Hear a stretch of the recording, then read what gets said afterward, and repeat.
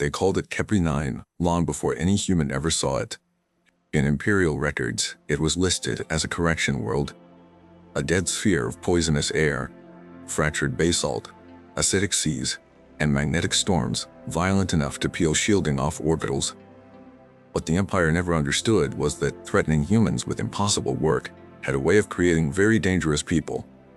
By the time Elias Vance first saw the planet through the dropship's scarred viewport, he had not slept for 31 hours. The world below looked diseased. A skin of black rock, sulfur clouds, lightning moving sideways through the atmosphere like veins of blue fire. There were no cities, no oceans fit for life, no green continents waiting to be claimed. Only a red-brown haze over a wounded world. Around him, 32 human prisoners sat in mag clamps, wrists tagged with Imperial compliance bands, engineers, hydro specialists, structural fabricators, atmospheric chemists. People the Empire had conquered, sorted, and shipped to die doing math. A Varekh overseer stood at the front of the bay with his 4 arms folded behind polished bronze armor. He was tall, even hunched beneath the dropship's low ceiling, his crest plated in ceremonial gold, his black eyes flat and reptilian. Prefect Cern tall. He watched the humans the same way a man might watch tools being unloaded. "You have all reviewed your labor mandate," he said through the translator field. "Kepri 9 will be made arable in 16 local cycles. Your productivity determines your rations. Sabotage determines your suffering." A dry laugh came from the restraint row behind Elias. Mara Elian, systems engineer, former civilian contractor, current Imperial convict, leaned her head back against the bulkhead and closed her eyes. 16 cycles, she muttered. "Sure. We'll just repaint hell green." A few humans smiled despite themselves. Elias did not. He kept staring at the planet. He was 49 years old, broad-shouldered gray at the temples with a burn scar crawling from the left side of his neck under his collar. Before the war, he had designed atmospheric processors for Martian settlements. After the surrender of the Sol outer colonies, he had been conscripted to build for the Empire. Then his daughter had died in an ore habitat breach caused by Imperial cost-cutting, and Elias had sabotaged 3 refinery towers on Kala Station. 37 Varekh workers died in the collapse. The Empire had called it terrorism. Elias called it grief with nowhere else to go.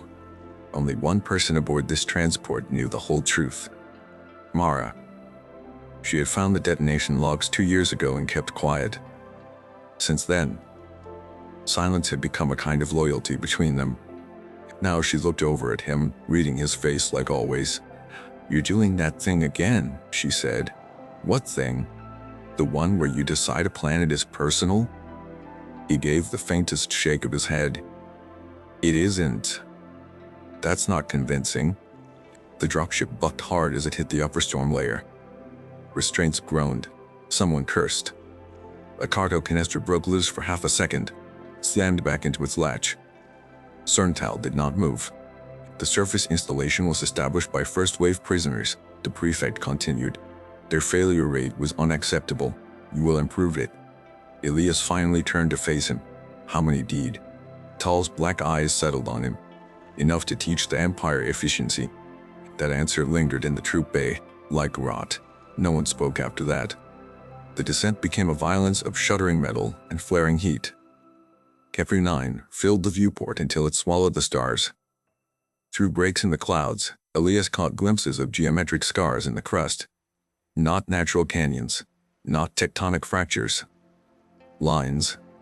Vast buried patterns beneath the dust. He frowned. Then the ship dropped through the final layer, landing thrusters screaming. The surface station came into view. It was smaller than Elias expected, much smaller.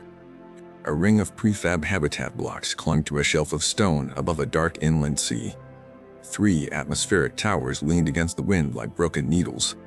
Half the perimeter wall had been reinforced with salvaged plating from other ships. Beyond that, nothing lived, nothing moved, except the ground. At first, Elias thought the dust was swirling. Then he saw bands of it moving in parallel waves, like something beneath the black sand was breathing. The dropship touched down. "Welcome," Mara said quietly, "to paradise." The hatch opened, and Kepri 9 hit them. The air outside the lock corridor was processed but thin. metallic, sour with sulfur and something older, an odor like wet stone dragged from a crypt. Wind hammered the station hard enough to make the outer struts sing.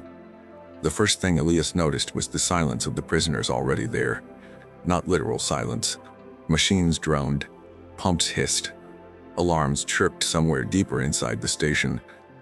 But the people who met the new arrivals did not greet them. They stared. There were only 17 of them. 17 survivors from what had once, according to the manifest, been a first wave of 60. Their leader was a compact woman with a shaved scalp and a limp in her right leg.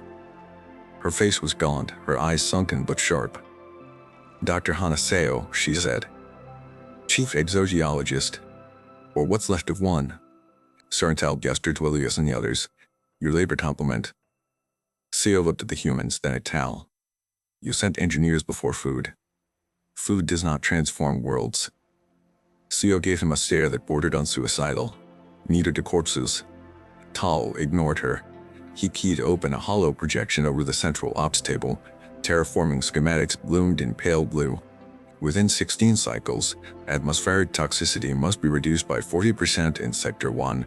Seawater acidity must be lowered to habitable agricultural thresholds.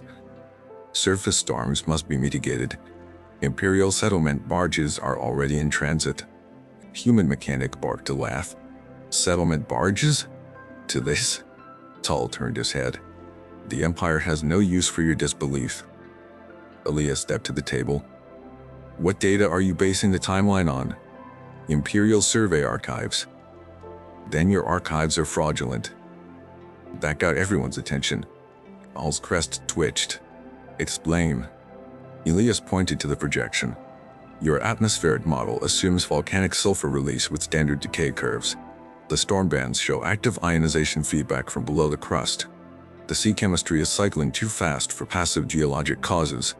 And those tower failures," he gestured through the wall toward the leaning structures outside, "weren't caused by weather alone. Something is destabilizing your systems in response to field activity."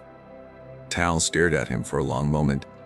"You have been on world for less than 3 minutes. I know bad data when I see it." Mara stepped beside him. "He does." Seo watched both of them carefully. For the first time, some life stirred in her expression. Tal deactivated the projection. "Then you will correct the data," he said. "And when the first valley blooms, perhaps your species will prove it deserves to continue." Then he left, taking his armed Varekh escorts with him and sealing the outer command wing behind a security partition. The message was clear. The Empire would supervise.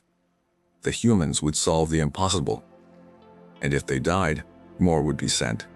That night, if the station's artificial cycle could be called night, Hanaseo showed Elias the graveyard. It lay beyond the eastern wall where the basalt shelf dropped toward the inland sea. Thin metal markers had been driven into the rock with laser-cut precision.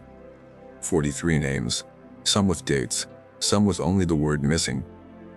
The wind worried at them endlessly. "We lost 5 in tower collapses," Seo said. 3 to pressure failures in the mines, 8 during the red bloom. Elias looked at her. "The what?" She did not answer immediately. Below them, black waves rolled against black stone. In the distance, lightning flashed across the cloud deck and briefly illuminated shapes far out on the water. Tower-like. Angular. Too regular to be rock. "We thought this was a dead world," Seo said. Then one of the drilling teams hit a buried chamber 3 kilometers down. After that, the ground started changing. Dust gathered around the station in rings. Metallic traces in the air spiked. 3 days later, one of our algae vats turned blood red overnight and dissolved the entire hydroponic wing. Elias felt a cold line run down his spine. Organic contamination? That was the first theory. Seo looked out at the sea. The second theory was worse. What was it? She finally met his eyes, that the planet noticed us. The next 6 days were consumed by work so relentless it stripped away the illusion of time. Elias moved through the station like a man relearning war. He mapped failing scrubbers. He rebuilt power relays with scavenged ceramic mesh. He and Mara tore open an atmospheric tower gearbox in a storm so fierce the safety lines sang like violin wire. Chief Mechanic Luis Ortega lost 2 fingertips to a pressure seal, wrapped the hand in polymer film, and went right back to welding. Humans did what humans always did. They suffered, adapted, cursed, joked, and kept moving. The first small victory came in Sector 1 greenhouse, where Mara rewrote the nutrient circulation logic to compensate for trace heavy metal surges in the water reclaimers. The first seedlings lasted 11 hours longer than the previous batch. The station celebrated with silence and actual smiles. Then the floor of the greenhouse pulsed under their boots. Everyone froze. The pulse came again. Slow, rhythmic, like a heartbeat traveling through stone. The seedlings blackened in their trays. A warning klaxon shrieked through the corridor. Tower 2 output crash, Ortega yelled over comms field inversion in the lower ducts. I've got plasma venting. Elias was already moving. Mara with me. Hana, isolated greenhouse feeds. No one touches open water until we know what got in. They ran through narrow corridors vibrating with mechanical distress. Steam hissed from overhead conduits. Emergency lights painted the steel walls red. Tower 2's lower maintenance chamber was chaos. A pressure line had burst. White vapor screamed through the compartment. 2 prisoners were pinned beneath the toppled capacitor stack. The central turbine housing glowed with an angry internal heat that no normal overload should have produced. Mara slid onto the vapor plume with a diagnostic slate. Elias grabbed a manual shoot-off wheel and pulled. Nothing. It would not budge.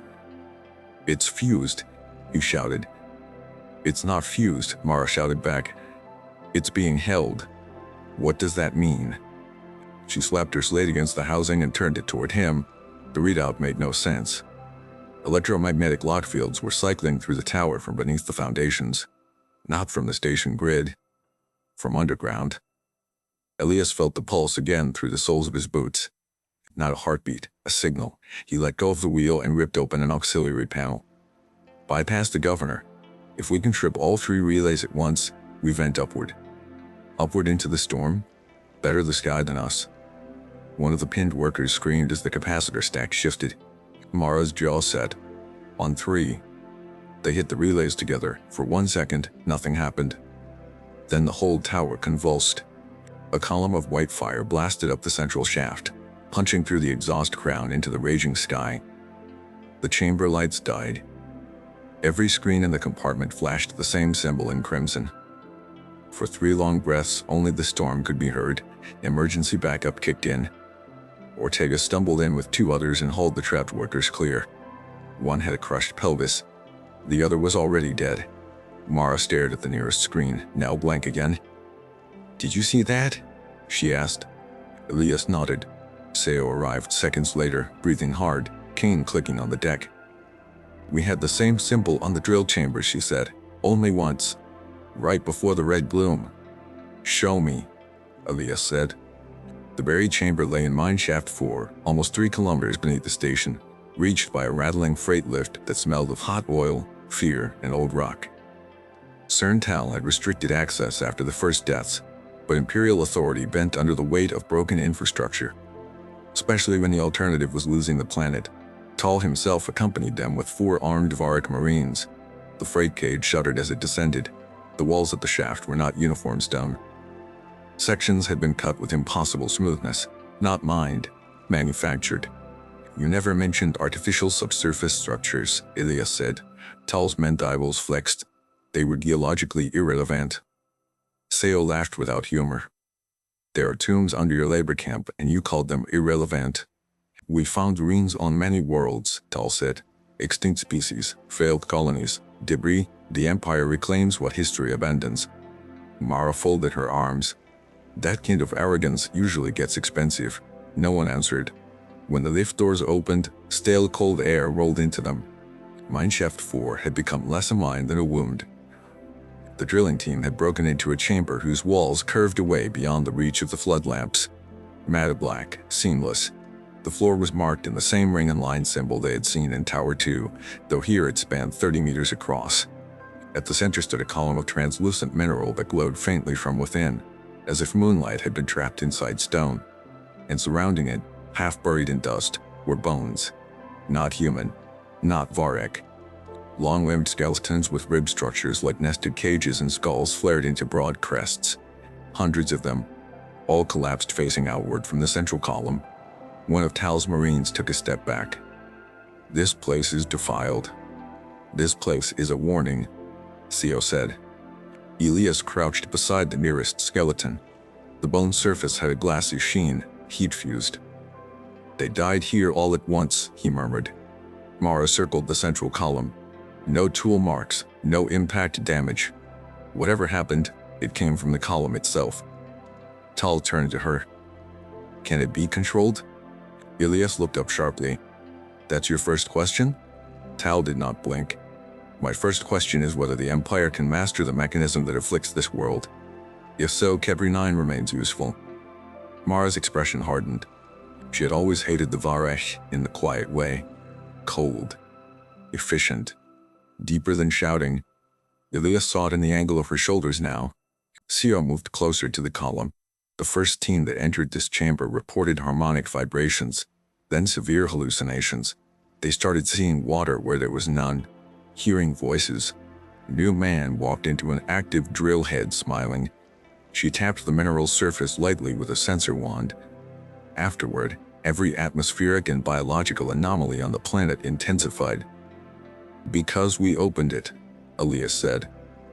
A soft tone came from Mara's slate. She stared at the screen. What? Elias asked. She looked up slowly. This isn't a ruin.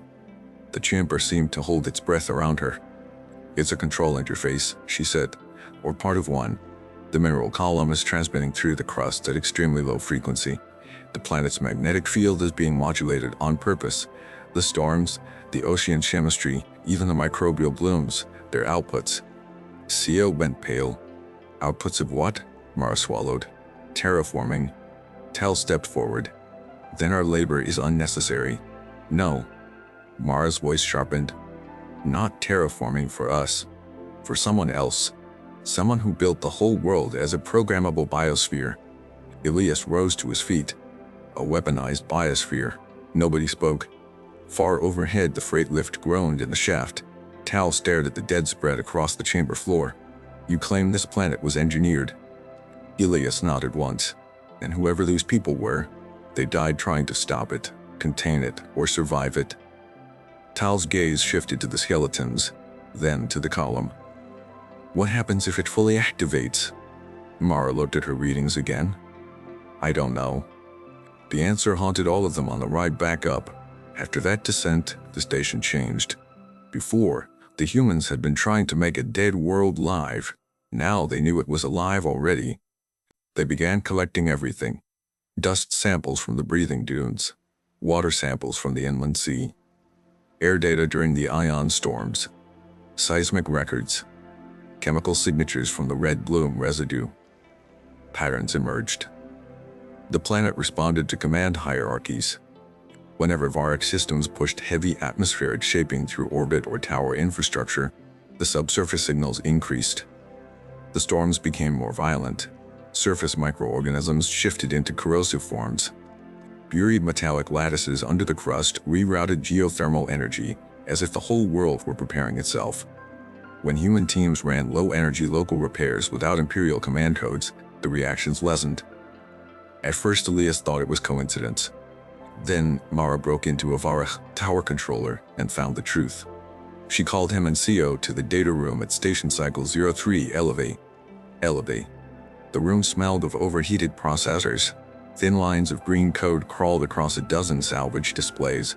Mara was pale with exhaustion, eyes bloodshot, fingers trembling over the input board. I got into the command stack, she said. The Empire didn't just send us here to terraform. Sio leaned on her cane. What did they send us for? Mara tapped the screen and brought up old survey archives, partially corrupted but legible enough. The first Imperial expedition to Capri 9 had not been civilian. It had been military research. Multiple Varekh science vessels, deep core scans, weaponization notes, and one phrase repeated across 3 decrypted files by a responsive siege platform. Sio's face tightened. They knew. Mara nodded.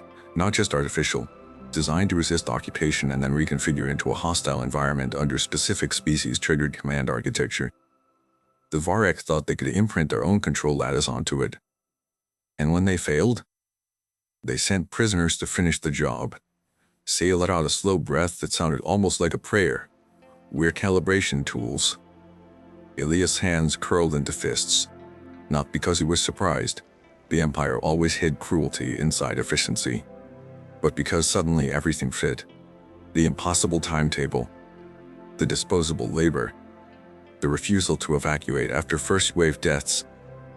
They were there to force the machine to reveal how it killed. A noise came from the doorway. All three turned.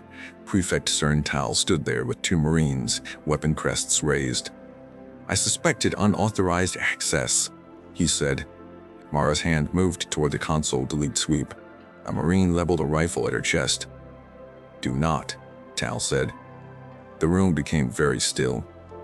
Elias stepped forward half a pace. "You knew what this place was." Tal entered slowly. "I knew what the archives suggested. You sent people down here anyway." "Yes," Seal's voice was raw. 43 humans dead for a suggestion? Tal's gas never left Elias. The Empire does not retreat from strategic assets. Mara almost laughed. "Strategic asset? This planet is winding up to kill everyone on it." Tal's crest lowered slightly, something like tension passing through his posture for the first time. "Then we must master it before that point." Elias stared at him and, unexpectedly, saw not just cruelty but fear. Not fear for the humans, not remorse. Fear of losing control. "What if it can't be mastered?" Elias asked. Tal hesitated. That hesitation told Elias more than any archive. The prefect had bet his rank, maybe his life, on delivering Keprinoin to the Empire as a tamed weapon world. Tal noticed the understanding in Elias's face. "You will continue your work," he said. "All of you. The data remains classified. Further interference will be punished by public decompression." Then he motioned to the Marines, copied the files from Mara's terminal, and left. When the door sealed behind him, Seo whispered, "We should kill him." Mara rubbed both hands over her face. Tempting. Elias kept looking at the closed door. "No," he said. "Not yet." Both women looked at him. He spoke carefully, hearing the shape of the plan before he fully understood it. If the planet reacts to Varekh control architecture, then Tal is the trigger. Or part of it. His systems, his codes, maybe even his species markers. If we move too early, we lose our best chance to understand how deep that link goes. Seo frowned. "You want to study the man who sentenced us. You want to survive him." Outside, the wind struck the station so hard the walls groaned. 3 cycles later, Keprinoin attacked. Elias, Mara, and Seo reached the eastern wall in less than 2 minutes. The inland sea had retreated nearly half a kilometer, exposing a vast bed of slick black sediment ridged with silver lines. Those lines pulsed faintly beneath the stormlight, converging toward structures that had once hidden beneath the water. Not rock spires. Machines. Monolithic towers of dark alloy rose from the exposed seabed like the ribs of a buried titan. Their surfaces split open in vertical seams, revealing red light within. All across the station, alarms began to howl. "Seismic surge!" someone shouted over comms. The ground jolted. A crack raced through the basalt shelf below the east wall. Then another. Then a dozen more, branching outward in geometric precision. "Everyone inside!" Elias yelled. Too late. The first thing to emerge from the fissures was not lava. It was growth. Thick cords of crimson tissue burst from the cracks and whipped upward into the air, shedding dust and stone. Not plants, not animals. Something in between. Muscle braided with root. Vines shining with bioluminescent fluid. They wrapped around the perimeter floodlights and crushed them in showers of sparks. Gunfire erupted from the Varekh sentries. One of the crimson cords recoiled, then punched through a Marine hard enough to smear him against the wall. Mara grabbed Elias by the arm and dragged him backward as a second tendril slammed down where he had been standing. The station descended into violent, immediate panic. People ran, doors sealed, power flickered. The exposed sea towers answered each other with low-frequency pulses that vibrated the teeth in Elias's skull. "Command room," he shouted. "Now!" They sprinted through corridors already buckling under pressure shifts. A juvenile hydrotech named Finn stumbled in front of them, face white with terror. "The water tanks," he gasped. "They're moving." "Moving how?" Seo snapped. inside the tanks. That was enough. Quarantina hydroponics, Elias said into his comp. Full incineration authorization. Don't wait for confirmation. A Varekh voice cut across the channel instantly. Countermanded. Water stores are Imperial property. He slammed his fist against the nearest wall column. If you keep those tanks intact, we all die. Your authority does not exceed. Mara shoved past him and ripped the comm panel out of the wall.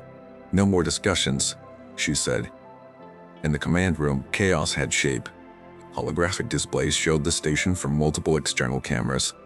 Crimson growth was spreading in branching waves across the basalt shelf, avoiding some structures while targeting others. It wrapped eagerly around Varekh transmitters and tower control nodes, as if drawn to them. Human-fabricated patch systems were often bypassed entirely. Tal stood at the central table issuing clipped orders to his surviving Marines. 2 were bleeding. Another was missing an arm below the second joint. When Elias entered, Tal pointed to the display. The world is transitioning to hostile bloom phase. We must regain command of the atmospheric towers. We must shut them down, Elias said. Tal turned like a striking predator. Impossible. Look at the pattern, Mara said, already dragging up overlays. It isn't attacking at random. It's homing on your command architecture. Every time the towers push Varekh-coded atmospheric directives, the biosphere escalates. Sio jabbed the display with her cane. Your people are telling the planet to wake up, one of Tal's officers hissed. Human deception. Mara spun on him. Then explain why the growth is bypassing our manual circuits and ripping your transmitters out of the walls. The officer had no answer. Tal did not look away from the display. If we shut down the towers, the station loses 70% of its atmospheric shielding and thermal control. And if we keep them on, Elias said, we feed the thing trying to kill us. The room shook as something enormous struck the outer hull. For one long second, Tal's entire command facade fractured. He knew Elias was right, but accepting it meant admitting Imperial control itself was the threat. Before he could answer, every screen in the room went red. The same ring and line symbol appeared again. Then a voice filled the chamber. Not through speakers, through the walls, the floor, the bones of everyone present. It was not language at first, only layered harmonics, vast and mournful. Then the translators found patterns and began, imperfectly, to shape them. Containment failure historical. Purge condition resumes. No one moved. Even the wounded Marines stared upward as if the ceiling had spoken with the voice of a grave. Mara whispered, "It's a defense protocol." Seo's lips parted. Historical containment failure. Elias felt the midpoint of everything shift inside him. This planet had not been built as a curse. It had been built as a prison. The dead in the underground chamber had not been the creators. They had been the wardens, or the last victims. A species that had tried and failed to contain something by turning an entire world into a sentient siege engine keyed against specific invaders. And the Varekh had just matched the traitor profile. Tal's officer drew himself up, trembling with fear and outrage. "Shut it down. Speak command override." The voice answered at once. Override authority denied. Control species persistence unacceptable. Regional sterilization in progress. As if to punctuate the words, a deep concussion rolled under the station. 3 external cameras went black at once. Mara met Elias's gaze. She saw what he saw. This was bigger than survival now. If the Varekh had found one such world, there could be others. If they mastered it, entire systems could be exterminated. Tal finally spoke, but the arrogance was gone. "What must be done?" he asked. The fact that he asked Elias, not his officers, told everyone in the room who actually understood the battlefield now. Elias stepped to the display. "We isolate all Varekh command systems, every transmitter, beacon, tower controller, military uplink, hard shutdown, not software, physical destruction if needed." Tal stiffened. "That would blind the station." Mara zoomed the map toward the exposed sea towers. "And we need to reach one of those structures. If this is a planetary control network, there will be a primary relay or logic node." "Out there," Ortega said from the doorway, blood on his sleeve. On the display, the seabed was now a writhing field of crimson growth and opening metal spires under a sky split by electrical fire. Elias nodded. That's where the answers are. Tal's officer gave a thin, incredulous hiss. Suicide? Yes, Elias said. Probably. But waiting here is slower suicide. The choice came quickly because no one had the luxury of denial. Teams formed. CO would oversee station defense and data continuity. Ortega and Finn would lead demolition crews to destroy Varekh-coded relay nodes inside the perimeter. Mara would accompany Elias to the exposed sea structure with a portable translator core and field tools. Tal insisted on coming himself, bringing 2 remaining Marines. CO rounded on him. Absolutely not. Tal's voice was iron again, though quieter now. If the planetary intelligence is keyed to my species, then I may be required. Or you may get us all killed faster, Mara said. I'll look at Elias. You need leverage over the machine. I am leverage. Elias hated that he was right. The strike team left through a maintenance lock on the station's lower east side while explosions boomed behind them as Ortega's crews began wrecking the internal transmitters. Capri 9's wind had changed. It no longer blew in wild patterns.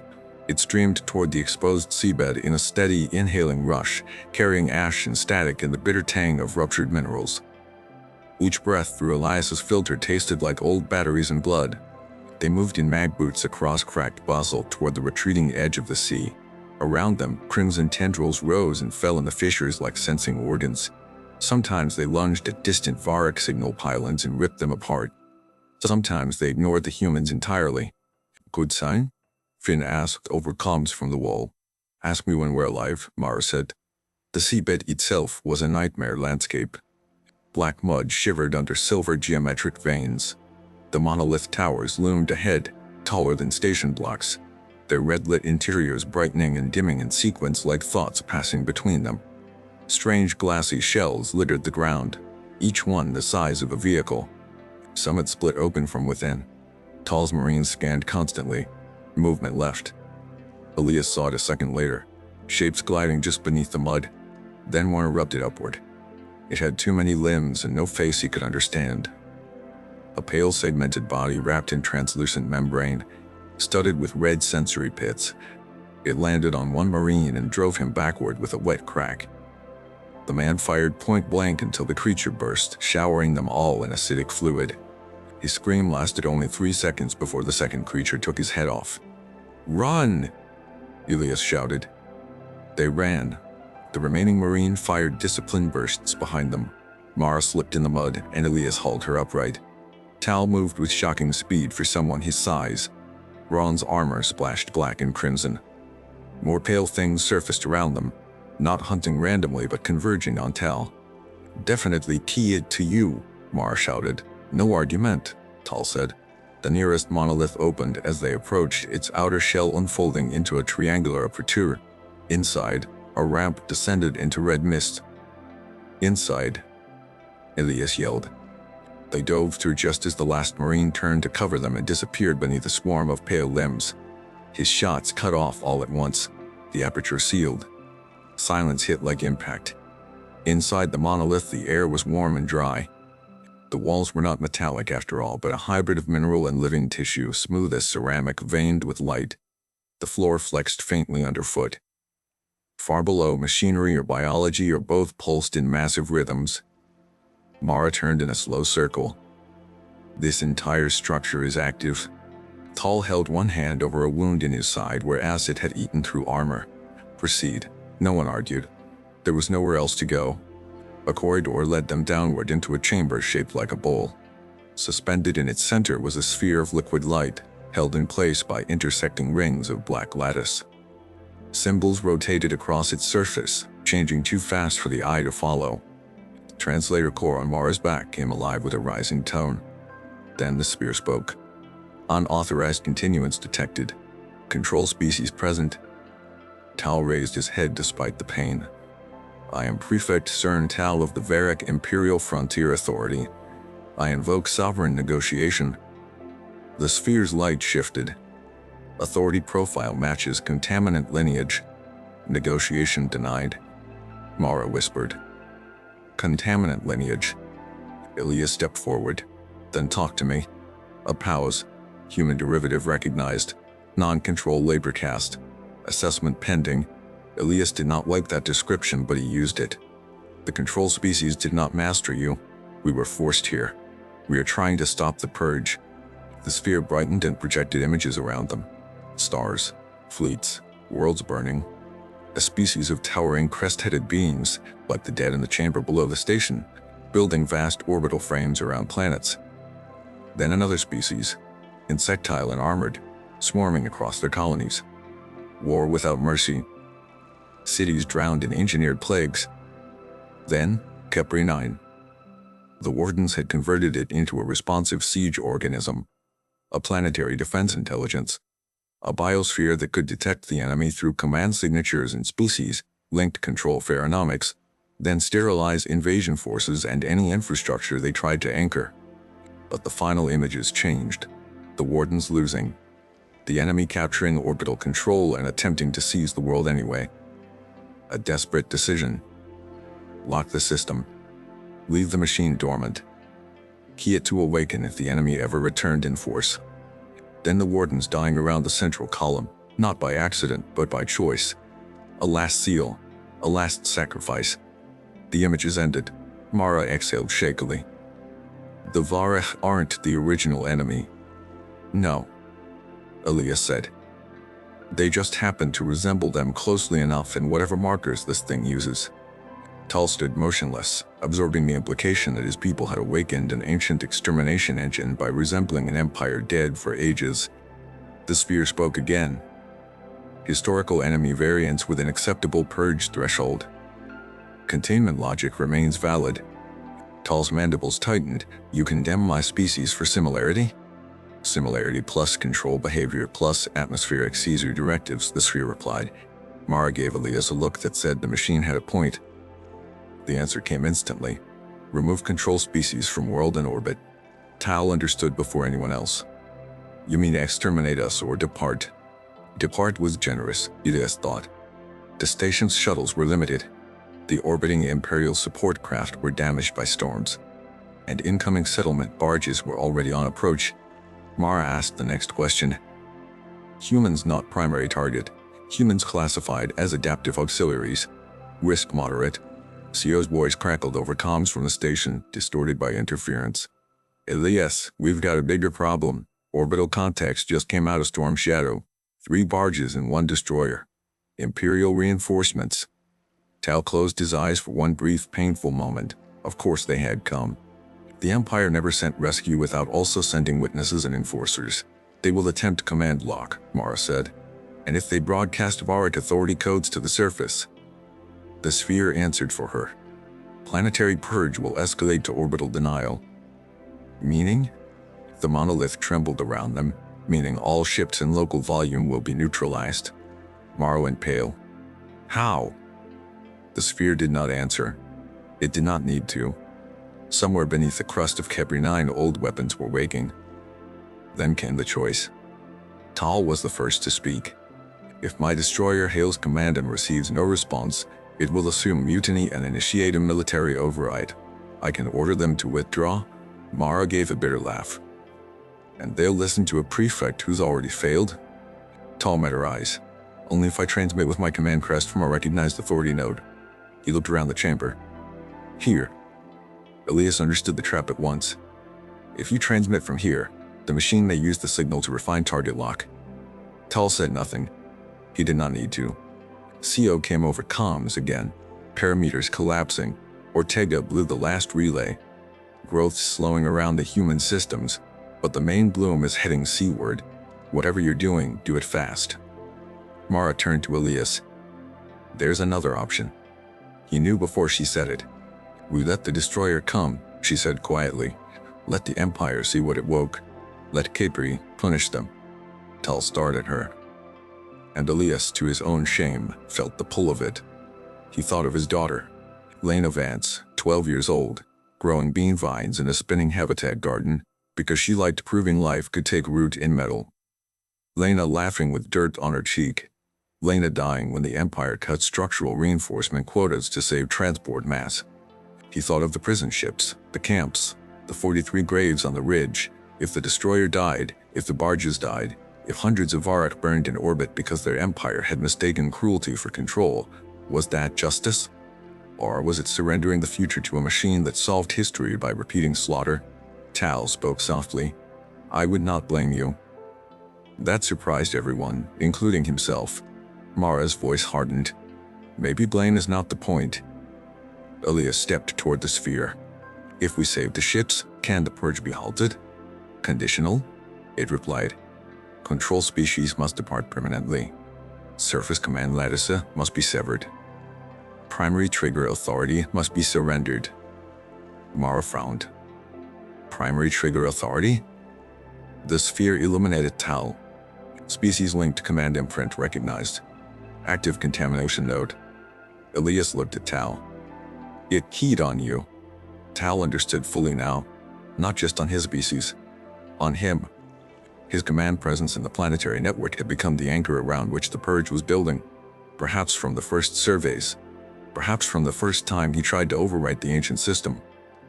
To stop the escalation cleanly, the world wanted the hand on the switch removed. Tal drew a long breath through pain. How permanent a surrender, he asked. The sphere's answer was cold. Terminal. Mar whispered, it wants you dead. No, Tal said after a moment. It wants my authority ended. He looked at Elias, then at the red-lit depths of the chamber. In my empire, failure of this scale is also terminal. Elias did not speak. Tal straightened as much as his wound allowed. The bronze officer was still there, the Imperial predator, the architect of their suffering. But now he seemed smaller than the role he had worn. I sentenced your people, Tal said. I buried truth beneath necessity. I believed any world could be broken to obedience if enough expendable lives were poured into it. His black eyes did not waver. Mara folded her arms tighter, as if holding herself together. That doesn't buy forgiveness. I know. Tal turned to Elias. If I transmit withdrawal and surrender authority to this intelligence, will you ensure the humans are evacuated? If I can. Not enough. It's the truth. Tal gave the slightest nod. Perhaps he respected that more than promises. Then he removed the command crest from his armor collar. A small shard of faceted black metal, warm with embedded circuitry. He held it in one clawed hand, looking at it as if it were the first honest thing he had ever seen. In another life, he said, almost to himself, I might have admired your species openly. Mara muttered. You had a strange way of showing it. A faint sound, not quite a laugh, escaped him. Then Tal stepped to the bowl. The sphere lowered one ring of black lattices as if acknowledging him. He activated the crest. At once, a holo of the orbital tactical grid appeared in the air. An Imperial destroyer flashed above storm cover, 3 colony barges behind it, all descending toward insertion vectors. Tal spoke in rapid Varekh, voice amplified by the chamber itself. He issued priority withdrawal, biological hazard, uncontained ancient defense system. Not in words they understood, but the tone was enough. Defiance, disbelief. A captain unwilling to obey disgrace, Mara swore. This time, one barge altered vector. Then the second, the destroyer held course. Of course it did. Imperial warships did not like retreat, not from prisoners, not from ghosts. The sphere's light darkened. Orbital denial threshold crossed. Can you target only the destroyer? Selective mercy unavailable. Then delay. Insufficient cause. Tal looked at Elias. There is one. Before anyone could stop him, he placed the command crest into the descending lattice ring. The chamber flashed white. Tal's whole body jerked as threads of light raced up his arm and through his armor into his chest. He did not scream at first. He locked his mandibles and held himself upright through impossible pain while the sphere spoke. Primary trigger authority surrender accepted. Control contamination collapsing. Outside, the monolith shook violently. Through a seam in the wall, Elias saw the storm over Kepri 9 begin to change, not vanish, reorganize. But the destroyer was still descending.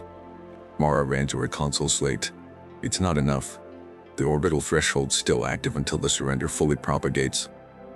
Tal's knees buckled. He caught himself on the bowl's edge. Elias moved toward him. But Tal bared his teeth. No. His voice was breaking. Get to the station. Evacuate your people. What about you? Elias asked. Tal gave him a look that was almost human in its exhaustion. I remain the cause. Then he drove his free hand into the lattice. Every display on Mara's slate went wild. Surface signals collapsed. Varekh command architecture across the station and orbit began dropping offline as if erased from the world's memory. And above the planet, the destroyer finally turned. Not fast enough. From the exposed seabed around the monoliths, columns rose into the sky. Silent at first. Invisible except for the distortion they created, bending light as they climbed. Ancient orbital lances. One touched the destroyer's stern. The ship did not explode. It simply came apart along 1,000 internal seams, disassembled by forces too precise to call destruction. Its engine bloom went dark. Hull sections spiraled away into the storm like leaves in a furnace. The 3 barges accelerated hard and fled. Then the lances ceased. Inside the chamber, Tal sagged against the bowl, smoke lifting from his armor. The sphere dimmed. Orbital denial suspended. Purge reverting. Non-target auxiliaries made apart. The prefect's black eyes were cloudy now, unfocused. His breathing came shallow and wet. Did they clear? He asked. 2 barges and another are withdrawing, Mara said, checking her instruments with shaking hands. The destroyer is gone. Tal absorbed that. A lifetime of Imperial service ending in one wreck above a cursed sky. Good, he whispered. Elias remembered the dropship. The first question. Enough to teach efficiency. Tal's gaze drifted somewhere beyond the chamber. Too many, he said. Then he was still. The crimson growth across the seabed had begun to recede, withdrawing into fissures and silent channels beneath the mud. The pale creatures no longer pursued. The wind lost its predatory pull.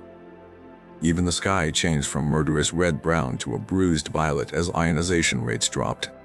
Every 9 was going back to sleep. At the perimeter, humans emerged from damaged shelters and half-broken corridors to watch Elias and Mara return without the prefect. Seo met them at the lock, face streaked with grime and blood. You did it? Elias looked past her to the station interior. Burned walls, ruptured pipes, 2 bodies under thermal sheets near the medbay. At a price, he said. That was enough. Seo nodded once. They sealed breaches, tended the wounded, salvaged life support, cut every remaining Varekh-coded system out of the station like infected tissue. The world no longer reacted violently to their presence, though now and then the floor gave a soft pulse, as if some immense sleeping thing shifted far below. In orbit, 2 damaged barges maintained distant quarantine and did not attempt descent. Perhaps the sight of their destroyer being unmade had done more. Mara and Seo returned with Elias to Mineshaft 4-1, last time before departure. They stood in the ancient chamber among the dead wardens while portable lamps cast long pale shadows over glassy bones. The central column now glowed dim blue instead of white. The spear's translated voice reached them from deep in the rock, faint but present.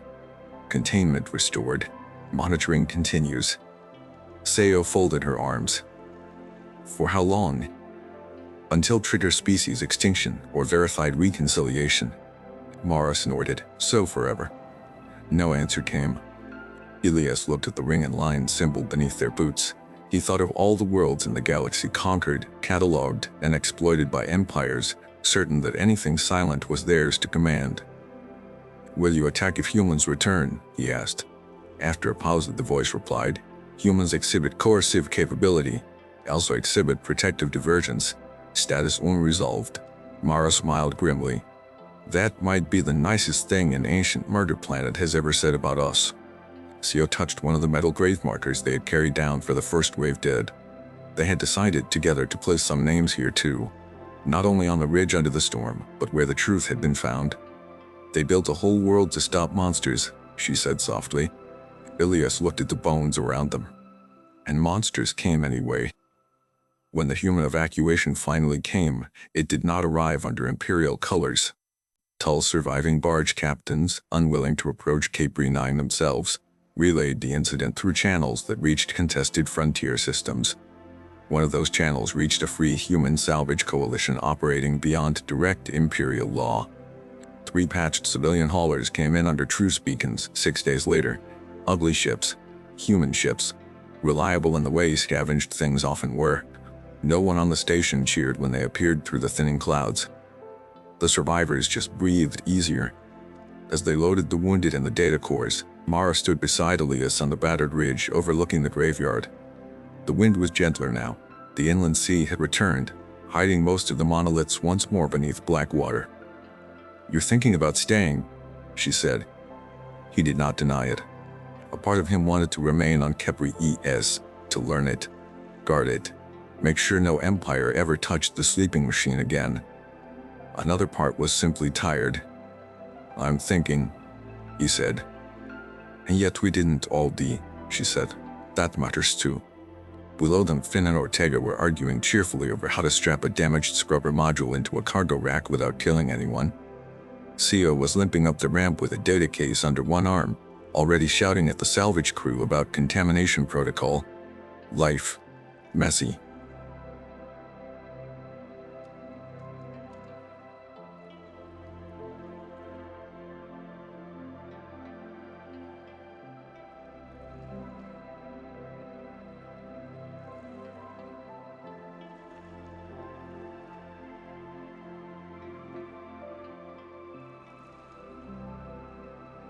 Mara leaned on the fence post beside him. "What are you going to do with the archive files? Release them. That'll start a war." "It already is one." She glanced at him. "And your secret?" He was quiet for a moment. The sabotage on Kala Station had lived inside him like a hot coal for years. A private crime wrapped in public rage. He had told himself it was justice, then necessity, then simply the thing that could not be undone. "I'll release that too," he said. Mara studied him. "Why?" "Because if we're going to tell the truth about empires, we should tell the truth about ourselves." For a moment, only the wind spoke between them. Then she nodded.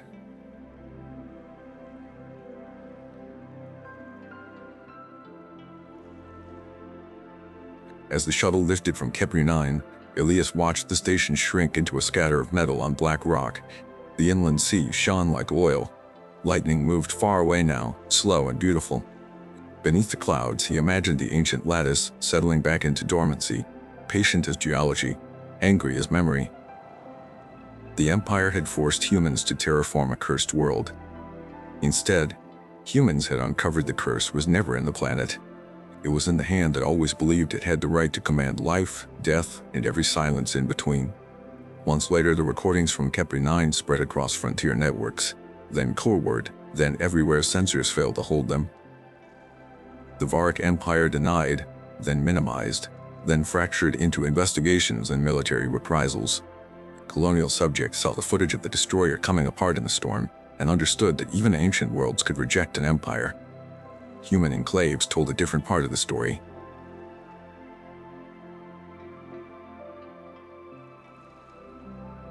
About prisoners sent to die who rewired towers in acid wind, fought a living planet with tools and nerve, and chose not to let vengeance make their decisions for them. About Elias Vance, who released the proof of Imperial crimes along with his own confession, and in doing so lost whatever refuge secrecy had once given him. Some called him hero, some called him murderer. He accepted both because men his age stopped needing simple names. Hanaseo became the leading authority on dormant siege biospheres and spent the next decade arguing that old alien systems should be approached like loaded weapons, not ruins. Ortega opened a repair yard on a free station and named it Red Gloom out of spite. Finn, somehow, became a teacher. And Mara Eilean visited Elias 3 years later on a rain-heavy coast on Earth where he had gone at last to see a world that grew things without permission. They stood on a cliff above a dark gray ocean, not black, not poisoned, just cold and alive. "You ever miss it?" she asked. "Kepri?" She nodded. Elias watched waves batter the rocks and throw white spray into the wind. "Yes," he said. "Why?" He thought about the question. Because on Kepri 9, stripped of lies and rank and comfort, everyone had become exactly what they were. Some monstrous, some brave, most both. Because the planet had forced decisions no court or command could soften. Adapt. And when the moment came, choose. He smiled faintly. Because it was honest. Mara looked out over the sea with him. That's a terrible reason to miss a place. Probably. Far overhead, a satellite crossed the evening sky like a slow spark. The galaxy remained full of empires, ruins, weapons, and sleeping things. It remained dangerous. It remained unfinished. But somewhere under a storm-dark sea, on a world built to remember monsters, an ancient machine had spared humanity not because humans were innocent, but because even in captivity, even in grief, even with every excuse to become the worst version of themselves, they had still reached for something harder than revenge. And out in the long dark between the stars, that difference mattered. If this story stayed with you, stay with Midnight Galaxy for the next journey into the dark. There are always more stars, and humanity is never done surprising them.